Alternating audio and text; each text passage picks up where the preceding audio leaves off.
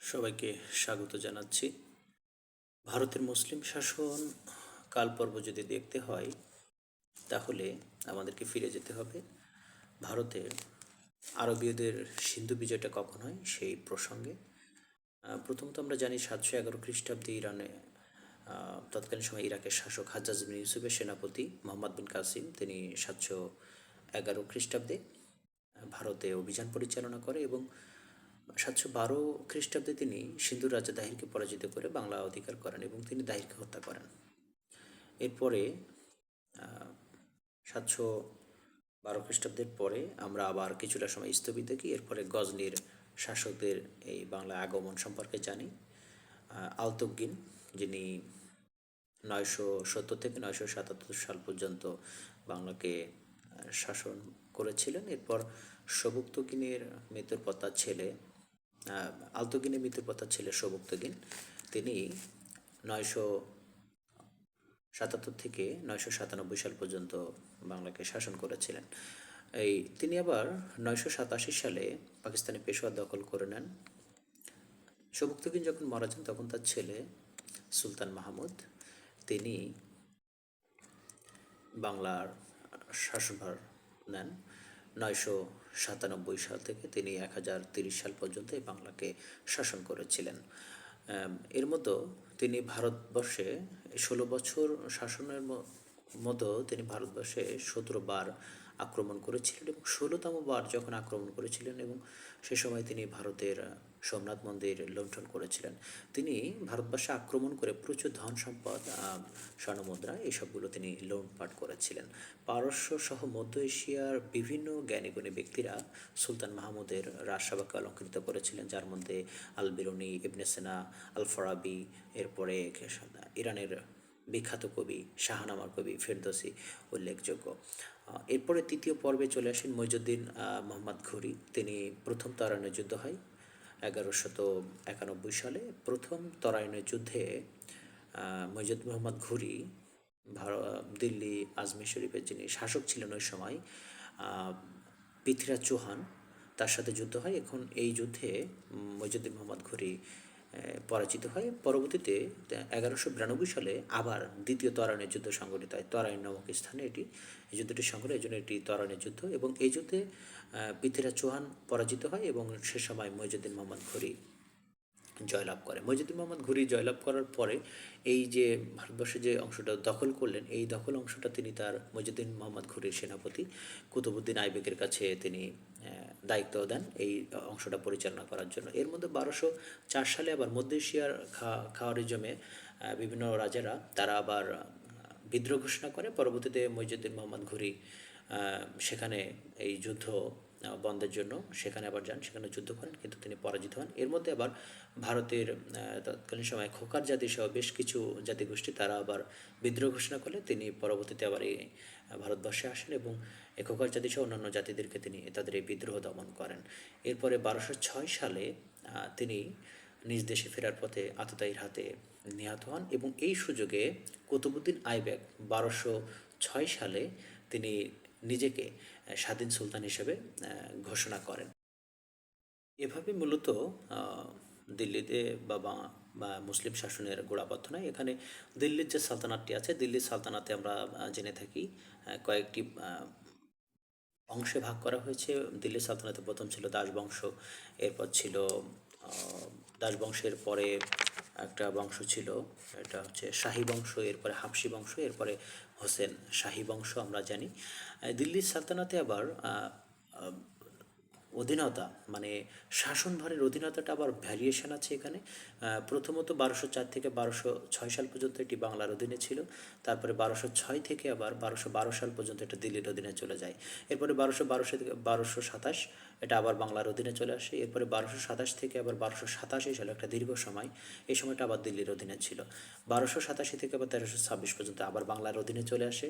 আবার 1326 থেকে 1338 সাল পর্যন্ত এটি আবার দিল্লির অধীনে চলে যায়। পরবর্তীতে আবার 1338 থেকে 1352 সাল পর্যন্ত আবার পুনরায় বাংলার অধীনে চলে আসে। এখানে একটু বলে রাখা ভালো, 1204 সালে রাজা লক্ষণ সেনকে পরাজিত করে কুতুবুদ্দিন আইবেক ইখতিয়ারউদ্দিন মোহাম্মদ বিন বখতিয়ার খলজি এই বাংলা অংশটা দখল করে। এরপরে 1206 সালে বখতিয়ার খলজির সাথে বখতিয়ার খলজি ভারতে যখন অভিযানে আসে, তখন ভারত অভিযানে আসলে তিনি নিজে আহত হন এবং তার অনেক সৈন্য হতাহত হয়।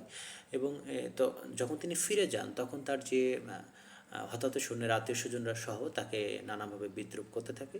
এই অপমান সহ্য না করতে পেরে তার বন্ধু ইখতিয়ারউদ্দিন মোহাম্মদ বিন বখতিয়ার খলজিকে হত্যা করে। এই সুযোগে 1206 সালে আবার ওই যে কুতুবউদ্দিন আইবেকের যে কথাটি আমরা জানি, তিনি নিজেকে স্বাধীন সুলতান হিসাবে ঘোষণা করে দেন 1206 সালে। এরপরে 1212 সালে গিয়াসউদ্দিন ইউয়াস খলজি বাংলা দখল করে এবং আবার দিল্লির অধীনতা মুক্ত করে ফেলেন। এরপরে এই সময় দিল্লির শাসক ছিলেন ইলতুৎমিশ। এরপরে 1227 থেকে 1287 সাল পর্যন্ত এই দীর্ঘ সময় এই দাসবংশের ইলতুৎমিশ থেকে বলবান পর্যন্ত শাসন করেছিলেন। বলবানের ছেলে ছিলেন রাজা বুগরা খান। এই বলবানের মৃত্যুর পূর্বে তাকে এই বাংলার শাসক নিযুক্ত করা হয় এবং তিনি যখন তার বাবা মারা যান 1287 সালে, তখন তিনি বাংলাকে স্বাধীন স্বাধীন ঘোষণা করে এবং দিল্লির অধীনতা মুক্ত করেন। সেখান থেকে আবার 1287 সালে আবার বাংলা দিল্লির অধীনতা থেকে চলে আসে। এরপরে মোহাম্মদ বিন তুঘলক তিনি আসেন এই 1287 থেকে, আমরা জানি বগুড়া খান তিনি 1287 থেকে 1326 সাল পর্যন্ত এই বাংলাটাকে দখলে রেখেছিলেন। এরপর 1226 থেকে আবার মোহাম্মদ বিন তুঘলক তিনি এটাকে আবার দিল্লির অধীনে নিয়ে চলে যায়। তিনি দিল্লিকে বাংলাকে স্বাধীন করে দিল্লির অধীনে নিয়ে যাওয়ার ফলে সমগ্র বাংলাকে তিনি আবার তিনটি অংশে শাসনভার পরিচালনার জন্য তিনটি অংশে বিভক্ত করেছিলেন। একটা ছিল লক্ষ্ণৌপতি, এটা ছিল সমগ্র উত্তরবঙ্গ। এরপরে একটা ছিল এটা ছিল সাতগাঁও, এটা ছিল বৃহত্তর খুলনা, এবং একটি ছিল সোনারগাঁ, ফখরুদ্দিন মোবারক শাহের আমরা যে অংশটি জেনে থাকি। এই সোনারগাঁ, এরপরে সোনারগাঁ স্বাধীনতা আসে ফখরুদ্দিন মোবারক শাহ 1338 থেকে 1352 সাল পর্যন্ত। এই সময়টাতে সোনারগাঁ স্বাধীনতা আর বিষয়টি আমরা লক্ষ্য করি। 1352 সালে পুরোপুরিভাবে সোনারগাঁ স্বাধীন হয়ে যায় এবং বাহারাম খানের তরবারি বাহক ছিলেন ফখরুদ্দিন মোবারক শাহ। পরবর্তীতে তিনি 1338 সালে বাহারাম খানকে হত্যা করে ফখরুদ্দিন মোবারক শাহ সোনারগাঁর আর দায়িত্বভার গ্রহণ করেন। এই সোনারগাঁ, এই যে ফখরুদ্দিন মোবারক শাহ, তার সময় ইবনে বতুতা, ইনি একজন মরক্কোর অধিবাসী, একজন পর্যটক ছিলেন। তিনি মূলত মোহাম্মদ বিন তুঘলকের রাজসভায় কাজী পদে নিযুক্ত হয়েছিলেন 1333 সালে এবং তিনি পরবর্তীতে ফখরুদ্দিন মোবারক শাহ যখন সোনারগাঁ স্বাধীনতা দখল করে, সে সময় 1345 সালে তিনি সোনারগাঁ আসেন এবং এই 1335 সালে আসার পরে তিনি এই বাংলা অংশকে এমনভাবে দেখেছিলেন, তার সেই দেখার বিষয়গুলোকে তিনি তার একটি গ্রন্থে লিপিবদ্ধ করেছিলেন এবং সেই গ্রন্থে সোনারগাঁর নামটিও সরাসরি উল্লেখ আছে। গ্রন্থটির নাম হলো কিতাবুর রেহালা। এর মধ্য দিয়ে মোটামুটি আমরা বলতে পারি যে দিল্লি সালতানাতের একটি প্রথম অংশটা শেষ হয়ে যায়। এরপরে দ্বিতীয় পর্ব আবার শুরু হয়, এটা হচ্ছে বাংলা স্বাধীন যে মুসলিম সুলতানি শাসন সেটা শুরু হয়। এখানে আবার অনেকগুলো ভাগ আছে। শামসুদ্দিন ইলিয়াস শাহী বংশ ছিল, এরপরে রাজা গণেশ ছিল, শাহী বংশ, হাবশি বংশ, হোসেন শাহী বংশ। এখানে প্রথম হচ্ছে ইলিয়াস শাহী বংশের শামসুদ্দিন ইলিয়াস শাহ। তিনি মূলত এই বাংলাকে লক্ষ্ণৌপতি দখল করা, লক্ষ্ণৌপতি সহ তিনি লক্ষ্ণৌপতির শাসক নিযুক্ত হন এবং এই যে তিনটি অংশে ভাগ করা ছিল, এই তিনটি অংশকে তিনি আবার পুনরায় একত্রিত, লক্ষ্ণৌপতি, সাতগাঁও এবং সোনারগাঁ, এই তিনটি অংশকে আবার পুনরায় একত্রিত করেন এবং তিনি দিল্লির অধীনে এটাকে নিয়ে চলে যান এবং 1352 সালে ফাইনালি সোনারগাঁর স্বাধীনতা হয়। এবং এই সময়টাতে তিনি 1352 সালে তিনি শাহী বাঙ্গালা উপাধি ধারণ করেন শামসুদ্দিন ইলিয়াস শাহ। এরপরে শামসুদ্দিন ইলিয়াস শাহর পরে মৃত্যুর পরে তার ছেলে সিকান্দার শাহ তিনি এই বাংলার শাসনভার তার উপর ন্যস্ত হয়। সিকান্দার শাহ চাঁপাইনবাবগঞ্জের পান্ডুয়ার আদিনা মসজিদ নির্মাণ করেছিলেন তার শাসনামলে। এরপরে গিয়াসউদ্দিন আজম শাহ তিনি তার পিতা সিকান্দার শাহকে হত্যা করে ক্ষমতা দখল করেছিলেন। তিনি তার কবির খ্যাতি চতুর্দিকে ছড়িয়ে পড়ে। তার সময় তিনি পারস্যের কবি হাফিজকে, গিয়াসউদ্দিন আজম শাহের সময় পারস্যের কবি হাফিজকে তিনি বাংলায় আমন্ত্রণ জানিয়েছিলেন। এই গিয়াসউদ্দিন আজম শাহের পরে তিনি যখন রাজ্য জয় করতে থাকলেন একের পর এক, তখন একটা সময় রাজা গণেশের সাথে তার যুদ্ধ হয় এবং রাজা গণেশকে তিনি পরাজিত করেন। রাজা গণেশকে পরাজিত করার পরে তিনি গণেশের গণেশকে মুসলমান করার চেষ্টা করেছিলেন, কিন্তু সে মুসলমান হয় তার ছেলে যদুকে পরে মুসলমান করার জন্য বলে, এবং রাজা যদুকে মুসলমান করা হয়। পরবর্তীতে রাজা গণেশের ছেলে যদু, তার নাম হয়ে যায় জালালউদ্দিন মোহাম্মদ শাহ। এই জালালউদ্দিন মোহাম্মদ শাহ পরবর্তীতে বাংলার ক্ষমতায় বসেন, এবং তিনি বাংলার প্রথম মুসলিম শাসক যিনি মুদ্রার মুদ্রার উপরে কলেমা খোদাই করেছিলেন, এটা আমরা জানি থাকি। এরপরে চলে আসে হাবশি বংশ 1487 থেকে 1493 সাল, 6 বছর। এখানে এই হাবশিরা মূলত আসছিল সোমালিয়া নৃগোষ্ঠী। এরা মূলত এই 6 বছর এই বাংলাকে শাসন করেছিলেন, এবং এই 6 বছরে 4জন হাবশি শাসক বাংলায় শাসনভার পরিচালনা করেছেন। এরপরে আছে হোসেন শাহী বংশ। এই হোসেন শাহী বংশ ছিল 1493 থেকে 1538 সাল পর্যন্ত। হোসেন শাহী বংশের গুরুত্বপূর্ণ ব্যক্তি ছিলেন আলাউদ্দিন হোসেন শাহ। আলাউদ্দিন হোসেন শাহ 1493 থেকে 1519 সাল পর্যন্ত বাংলা শাসনভার ন্যস্ত করেছিলেন। মধ্যযুগের যে দুটি শাসন আমলকে স্বর্ণযুগ বলা হয়, তার মধ্যে একটা হচ্ছে হোসেন শাহী আলাউদ্দিন হোসেন শাহের সময়, অন্যটি হচ্ছে শায়েস্তা খানের সময়। এবং আলাউদ্দিন হোসেন শাহ এক ব্রাহ্মণ পরিবারে রাখালের কাজ করতেন। সেখান থেকে পরবর্তীতে তিনি তার এই যে বাংলা শাসন ক্ষমতায় একটা সময় চলে আসেন। 1510 সালে প্রথম পর্তুগিজরা এই আলাউদ্দিন হোসেন শাহের সময়কালেই তারা মূলত ব্যবসা বাণিজ্যের উদ্দেশ্যে আমাদের এই ভারতীয় উপমহাদেশে আগমন করে, বাংলাতে আসেন বলা যায়।